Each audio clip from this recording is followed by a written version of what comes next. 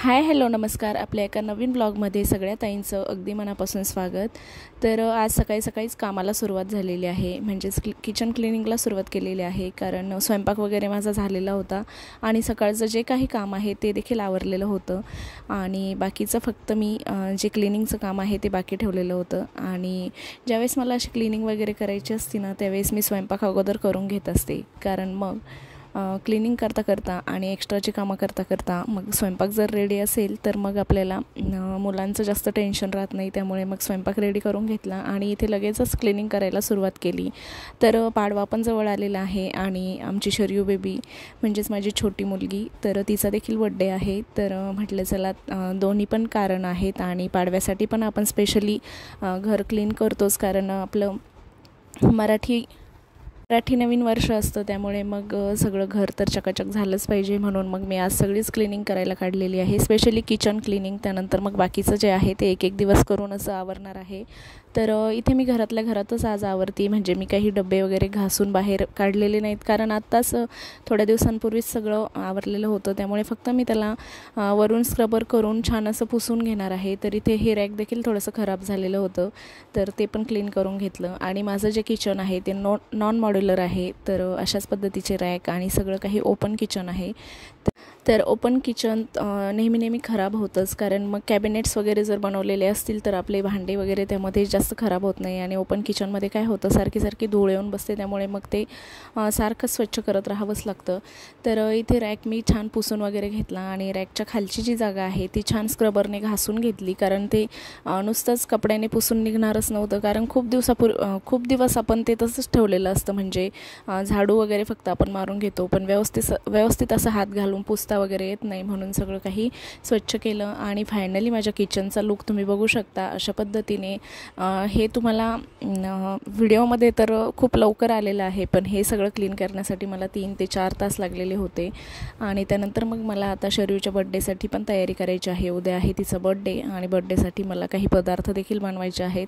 तर म्हटलं चला, आपण नेहमीच नाश्त्याचे आयटम तर बाहेरून आणतोच, पण घरी कधीतरी बनवलेलं छानच असतं आणि मुलं देखील ते आवडीने खातील. म्हणून मग मी छान शेव, चिवडा, गुलाबजामुन आणि बालुशाही बनवते घरी. जसं की तुम्हाला थंबनेलवरून तर कळालेलं असेलच आजचा व्हिडिओ काय असणार आहे. तर एवढ्या एफर्ट्सनंतर माझं किचन अगदी स्वच्छ दिसतं आहे आणि अशा स्वच्छ किचनमध्ये काम करण्याची जी मजा आहे ना, ती खरंच वेगळी आहे. म्हणजे खूप छान वाटतं ज्यावेळेस आपण असं किचन स्वच्छ करतो. तर मैत्रिणींनो, तुमच्यासोबत असं होतं का? नक्की सांगा मला. ज्यावेळेस पण मी किचन स्वच्छ करते ना, त्यावेळेस मला 2 ते 3 दिवस सारखं किचनमध्ये काही ना काही नवीन करावं असं वाटतं. तर म्हटलं चला, आज पण नवीन छान गोड असे पदार्थ बनवूया किचनमध्ये.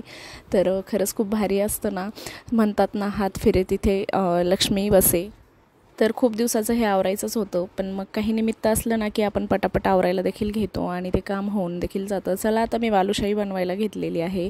तर बालुशाही बनवण्यासाठी मी इथे 4 वाटी मैदा घेतलेला आहे. तर तुम्ही देखील याच प्रमाणामध्ये करू शकता, तुम्ही कुठलंही वाटीचं प्रमाण वापरू शकता. आणि 4 वाटी मैद्यासाठी मी इथे 1 वाटी तूप वापरलेलं आहे आणि 1.5 चमचा मी इथे बेकिंग पावडर वापरलेला आहे. तुम्ही बेकिंग सोडा देखील वापरू शकता, पण बेकिंग सोड्याची रेसिपी थोडीशी वेगळी आहे आणि ही थोडीशी वेगळी आहे. तर 1 वाटी तूप मी इथे टाकून घेतलेलं आहे आणि त्यानंतर पाणी टाकून त्याला छान असं भिजवून घ्यायचं आहे. बालुशाहीचं जे पीठ असतं ना, ते असं म्हणजे ओबडधोबडच भिजवलेलं असतं. त्याला असं मऊसूत गोळा त्याचा आपल्याला बनवायचा नाही, म्हणजे त्याच्यामध्ये बाइंडिंग यायलाच नको आहे. कारण काय होतं, आपण जर खूप छान मऊसूत असा जर गोळा बनवला ना, तर बालुशाही जी आहे ती आपली अजिबात पाकामध्ये भिजत नाही व्यवस्थित आणि पाक पित नाही. त्यामुळे मग रसरशीत बालुशाही न होता ती खूप कडक बनली जाते. त्यामुळे जे बालुशाहीचं पीठ आहे ना, ते अगदी अलगद हलक्या हाताने आणि ओबडधोबड असंच भिजवून घ्यायचं आहे. तरी ते थोडं पाणी करून मी हे घट्ट मीडियम कन्सिस्टन्सीचं पीठ भिजवते. जास्त घट्ट पण नाही आणि जास्त पातळ पण नाही.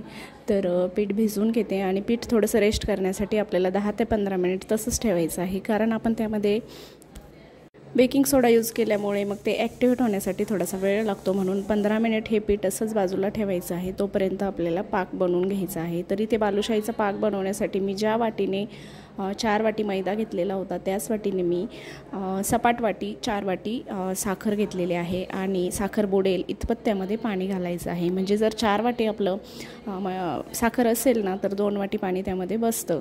तर आता पाक बनवायला ठेवलेला आहे. तर हा जो पाक आहे हा आपल्याला एकतारी बनवायचा आहे, पण अतिशय हलका एकतारी, म्हणजे जास्त घट्ट पण व्हायला नको आहे, कारण जास्त जर घट्ट झाला ना तर बालुशाही आपले व्यवस्थित भिजणारच नाही, खूप जास्त कडक बनेल. त्यामुळे मग एकतारी हलकासा पाक आपल्याला इथे बनवून घ्यायचा आहे. आता 15 मिनिट हे पीठ तसंच ठेवल्यानंतर छान असं रेस्ट झाल्यानंतर छान झालेला आहे गोळा. आणि असं आपल्याला बोटाच्या साहाय्याने याला एकावर एक ते अशा लेअर करून घ्यायच्या आहे, म्हणजे बालुशाहीला आपले छान लेअर्स येतील.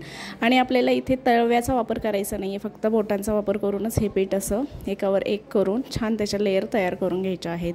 तर व्हिडिओमध्ये तुम्ही बघताय त्या पद्धतीने. आणि आता इथे पाक देखील रेडी झालेला आहे, हलकीशी तार त्याला आलेली आहे. तर या स्टेजला आपण गॅस बंद करणार आहोत. तर इथे मी थोडेसे केसरच्या काड्या देखील टाकून घेणार आहे आणि थोडीशी वेलची पावडर देखील आपल्याला टाकायची आहे.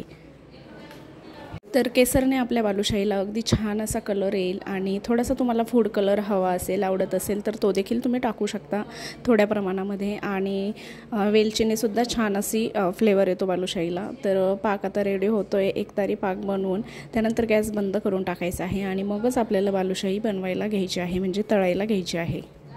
तर बालुशाही बनवताना मैत्रिणींनो एक ट्रिक इथे लक्षात ठेवायची आहे की आपल्याला जे बालुशाहीचं पीठ आहे ते असं एकावरती एक लेअर टाकत त्याला असं आपल्याला एकसारखं पसरवून घ्यायचं आहे आणि कापून घ्यायचं आहे, म्हणजे त्या एकसारख्या बालुशाही आपल्या तयार होतील. तर बघताय तुम्ही मी हातावरती असं गोल करून मध्ये एक छोटंसं छिद्र करून पूर्ण बालुशाही बनवून घेतलेले आहे. आणि आपल्याला बालुशाही तळताना तेल अतिशय कमी गॅसवरच तापून घ्यायचं आहे आणि कमी गॅसवरच बालुशाही पूर्ण आपल्याला कुठेही गॅस फुल करायचा नाही आहे, कमी गॅसवरच या बालुशाही तळून घ्यायच्या आहेत. तर बालुशाही तळण्यासाठी थोडासा जास्त वेळ लागतो, थोडं पेशन्स ठेवून आपल्याला या तळायच्या आहेत, कारण फुल गॅस जर केला तर बालुशाहीचा आकार हा मोठा असतो आणि मग वरूनच फक्त ती तळल्या जाईल आणि मध्ये पूर्ण कच्ची राहील आणि मग ती खायला अजिबात चांगली लागत नाही. त्यामुळे थोडेसे पेशन्स ठेवून आपल्याला बालुशाही छान मंद आचेवर खूप म्हणजे 15 ते 17 मिनटामध्ये बालुशाहीचा एक घाणा तयार होतो. आणि बालुशाही तळल्यानंतर आपला जो पाक आहे ना तो आपल्याला गरम हवा आहे, थोडासा कोमट. आणि बालुशाही तळल्याच आपल्याला त्या पाकामध्ये टाकून घ्यायची आहे आणि दुसरी बॅच तयार होती तोपर्यंत त्या पाकामध्येच ठेवायची आहे आणि मग नंतर पूर्ण काढून घ्यायचे आहे. तर अशा पद्धतीने आता मी पूर्ण एक करून बालुशाहीचे पूर्ण घाणे काढून घेतलेले आहेत आणि माझी बालुशाही अगदी छान रसरशीत अशी तयार झालेली आहे. त्यानंतर आता मला चिवडा आणि शेव देखील बनवायची आहे, तर ती आता तयारी चालू करते. तर बालुशाही तर बनवण्यासाठी जास्त वेळ गेलेला आहे आणि आता बाकीचे जे पदार्थ आहेत ते देखील बनवून घेते. तर थोडंसं आपल्याला वेळ जास्त लागतो फक्त. तर पण घरचा पदार्थ खाण्याची जी मजा आहे ना तर ती विकतच्या पदार्थ खाण्यामध्ये खरं तर नाहीच आहे. घरी केलेले पदार्थ चवीला तर छान होतातच, फ्रेश खाल्ल्या जातात. आणि विकत ज्यावेळेस आपण आणतो ना तर ते कितीतरी दिवस बनवून ठेवलेले असतात.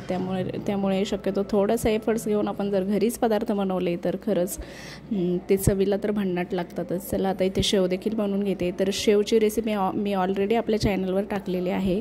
तर खूप कुरकुरीत अशी रतलामी शेव मी बनवलेली आहेत लवंग मिरे टाकून. तर खूप सुंदर लागते ही शेव आणि मी थोडीशी जाडसर चाळणीने शेव बनवते, अगदी बारीक बनवत नाही. मग नंतर ती भाजीला देखील होते आणि थोडीशी बारीक बनवली तर ती फक्त चिवड्यामध्ये किंवा मग तशीच खायला कामात येते, भाजीला ती वापरता येत नाही. त्यामुळे थोडीशी जाड आणि एक्स्ट्रा शेव बनवून ठेवली ना तर ती बरेच दिवस कामाला देखील येते.